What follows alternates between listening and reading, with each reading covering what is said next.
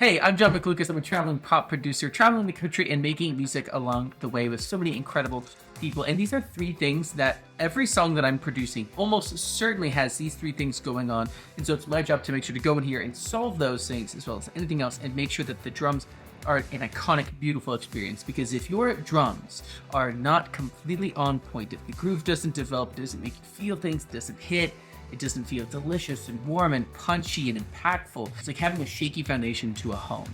It's not going to go well. So let's start here with the foundations of the drums and let's dive in. So the first thing I want to talk about is not developing your sound design across different sections of your song. This is something that, especially in pop music, is so important to feel bigger, tighter, snappier, closer, wide, all those kinds of things. So for example, the main hi-hat, snare, and kick sound,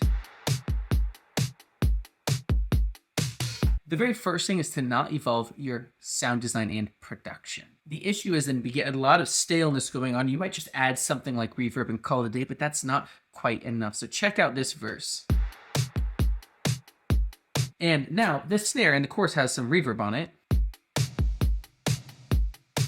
So it sounds like an evolution, but it doesn't feel like the groove has gone like kind of from like this to like really driving into it in the hook. We need some additional things to really beef up the experience of hearing that chorus. So there's two things that we can do by what I mean by enhancing with more samples that kind of liven the sound up. The first one is what we did to the snare. So check out this snare. And then we added this clap sound underneath.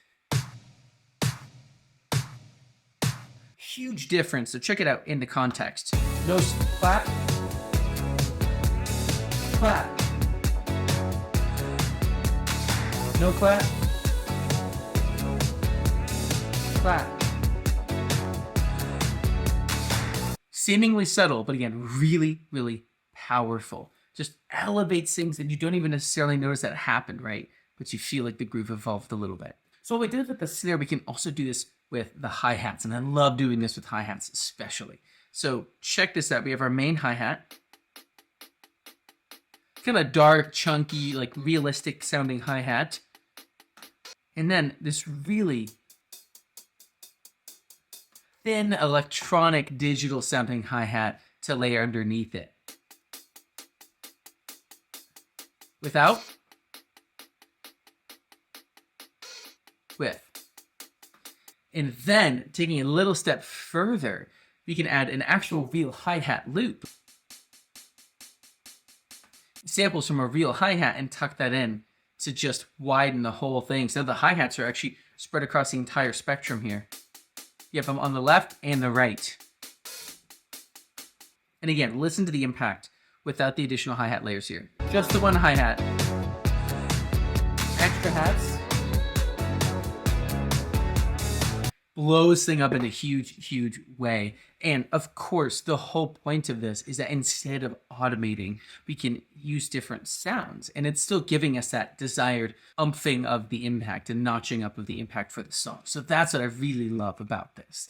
We don't have to go in here and do all this automation work. We can just simply add another layer of intensity with sound design. And it amps it up and it provides sonic intrigue for our ears and like, oh, whoa, something changed here and something evolved. Instead of like, it just got louder.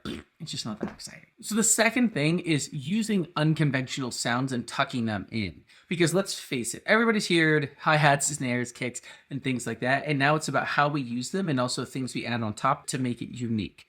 Again, just turning them up isn't going to do it. And even if we add in these extra samples, we still need something that's going to make your ear go, sounds interesting and different. And one of the great things to use is a Foley loop to do so, because we're going to get sounds that we aren't conventionally used to hearing, and we can tuck them in and it still gets that desired effect. So check out this verse and the Foley that comes in after a bar.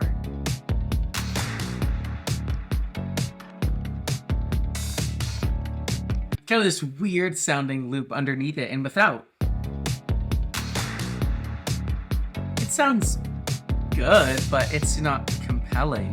It's not kind of driving the energy forward until we get to that point. So again, right, we're using it as something to tuck in and really enhance the sound of what's going on. And what's really cool about this loop is that I took it from a different loop and I chopped it up, retimed it, and removed the sounds I didn't want. So it took quite a bit of work to fit in exactly how I wanted and make each sound sit where it did. But I simply took it, I took off some high end, because that in the mix, that's kind of too forward. It's almost stepping on the hi-hat. So I wanted to darken it so it's really tucked in and we feel it. And it just adds so much intrigue to the second half of that verse. So it's a great way to create dynamics. It takes us out of that stale, I've heard this before, arena, add something to tickle to our ears, and it's going to keep us interested as we move through the song. So using Foley loops instead of sticking to your main drum sounds is the core of this second tip. So the third and final thing, let's say you've done some sound design, you've added some cool synth sounds to really take it out of that. We know it's coming in the sonic landscape space, and now we want to just push it a little bit further. This is something I never see in songs, is EQing drums for certain sections as a form of dynamics. So check out how this snare EQ changes the feel of the snare between the verse and the pre-chorus. Subtle, a little more closed in. And now, really loud, really proud, really bright and full, as opposed to a little more closed in the beginning of that verse. So all I have right here is a low and high shelf. This is typically how I'll do it too. I'll have just a little bit of top, a little bit of lows, just to kind of close it in. And then you can see right here, I have it automated to only be on for that first verse. And then it bypasses for the rest of the song.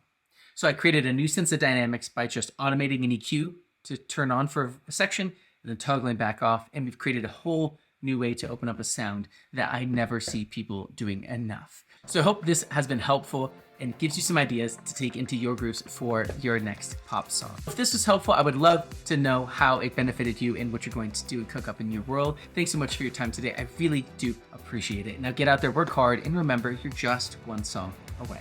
Cheers.